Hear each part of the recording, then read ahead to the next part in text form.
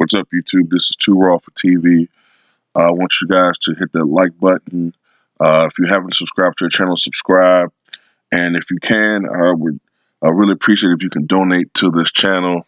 I try to do a lot of research for these videos. I try to do the best quality video I can for you guys. And if you're able to do so, it would be much appreciated if you're able to donate to this channel, as YouTube has really uh, gone berserk with a lot of their shenanigans as of late. But anyway, let me go into the topic at hand. Forgot to talk about this. During Game 3 between the Sixers and the Raptors and their thrashing of the Raptors, Mark Jackson said something that was very interesting about Joel Embiid that caused a lot of controversy and caused Jeff Van Gundy to go almost berserk on national television. Joel Embiid was remarkable in Game 3. I think he had like 33 points, 10 rebounds, was a beast on defense. And I had like 5 or 6 blocks.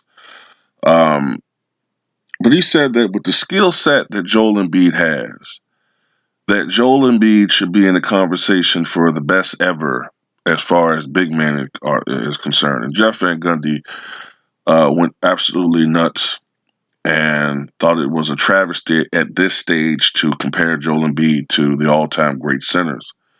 And I just looked at undisputed clip on YouTube. That what brought that back to my attention. And both of them thought, Shannon Sharp and Skip Bayless, they both thought that he should be in the conversation. The question is whether or not his health will allow him to one day attain that position. What bothered me a little bit about their takes on this is they seemed to only be interested in discussing offense, just offense, and his ability to shoot the three and his free throw shooting.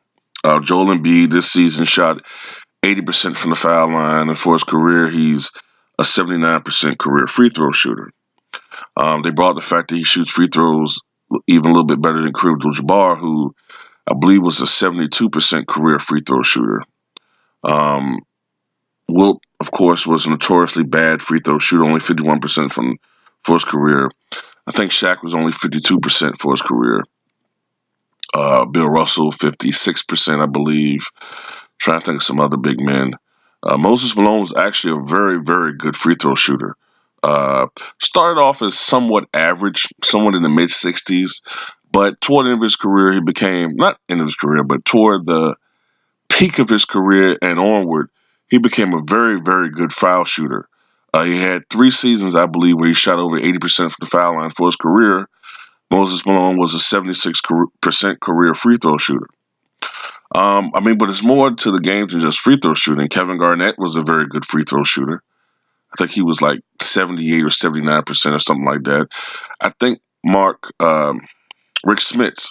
Rick Smits was a very good free throw shooter. I think he was about 80%. And if you want to just go by free throw shooting alone, then shit, the GOAT would be somebody like what? What's his name? Oh, Jesus. Having a brain fart. Played for this Sigma. Sigma. Sigma was like 80, 84, 85%, I think, for his career from the foul line. I think one year he actually led the NBA in free throw percentage. He's the only center to ever lead the NBA in free throw percentage. So, but anyway, I get it as far as what they mean as his all-around skill set. But Joel Embiid's not the greatest rebounding center of all time. I think that distinction goes to Wilt Chamberlain and then to a slightly lesser degree, Bill Russell. All right. He's not the greatest defensive force, I think, ever. That honor goes to Bill Russell. And definitely, I think second on that list would be probably Akeem Olajuwon. All right. And I think they're shortchanging Olajuwon to an extent. Now, Olajuwon didn't have consistent 3-point range. There were times when he could knock it down and he was open. But I do recall prime Akeem Olajuwon in that mid-90s run. Olajuwon had range out to 17, 18, even 19 to 20 feet. Like, I don't know what they're talking about. Like, I think some of these guys are so enthralled with looking at a lot of YouTube highlights when Olajuwon, it's so embedded in our brains that Olajuwon's one of the greatest post scorers of all time, along with Kevin McHale, that we tend to just think of him scoring in the paint. But as he got older, Olajuwon really had a wet jumper, well past the free throw line. Like, I vividly recall Olajuwon having a consistent mid range jumper out to about, like I said, 19 to 20 feet. Um, Definitely. Patrick Ewing had range that came perilously close to 3-point line toward the middle to late 90s. You know what I'm saying? So, yeah, Joel Embiid can shoot the three, but he's not like the best outside shooting big man I've ever seen. I mean, this is just his third year in the league. And I think his rookie year, he shot 36% from 3-point range. In the last couple of years, he's been like 31%. And this year, 30%. And then they said, well, Joel Embiid can shoot the three, unlike LeBron. I think Skip said that. And then Shannon said, well, Embiid shoots it better than Michael. I'm like, what are you talking about? Michael had a season shooting over 40% from 3-point range. For his career, Michael was 33% from the 3-point range, which is higher than Embiid. And LeBron James is, I think, close to 35% for his career in 3-point range. What are they talking about? LeBron James is a far better outside shooter than Joel Embiid. What are they talking about? I think LeBron has what? I don't know the numbers off the top of my head, but what, 1,700, 1,800 career three-pointers made? Like, what is Skip Bayless talking about sometimes? But overall, he's not nearly as dominant a center, in my opinion. It's just my opinion as Wilt Chamberlain or Shaquille O'Neal or Keem Olajuwon or Kareem Abdul-Jabbar. And then the thing that really irks me, and I think it irks Jeff Van Gundy, is I'm one of those persons, I like longevity. I reward longevity when I even make my historical picks, okay? Maybe I reward it too much, okay? But I don't think you could be in your third season and all of a sudden you're the best ever. No, you got to put in some work, man. You got to put some accomplishments under your belt. First of all, what he's lacking, to be honest with you, is a championship. Until he brings home a championship to the Sixers, he don't belong in that conversation. Okay? Until he wins a championship with the Sixers, he's not even the best Sixer big man of all time. Okay?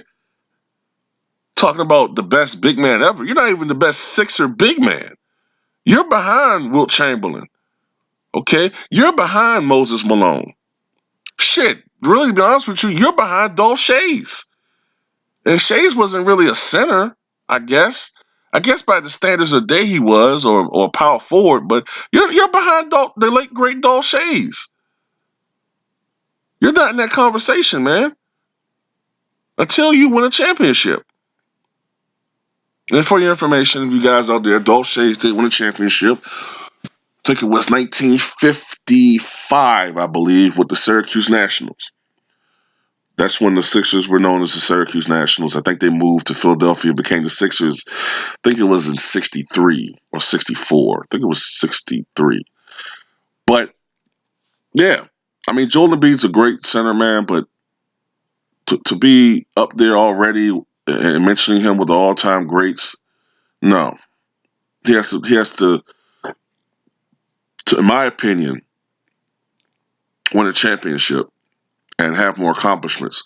And with his health already and his weight issues, I suspect that he's going to have a career closer as far as longevity is concerned. I think he's going to have a career closer to Andrew Bynum rather than Kareem and Robert Parrish, Elijah Wan, even Shaq. Even Shaq, with the weight issues that he had, was able to play for 19 years. Okay, Shaq never really took care of himself the way he should have. All right, and even Shaq played 19 years. Joel Embiid already in his third year is having issues with his body breaking down somewhat.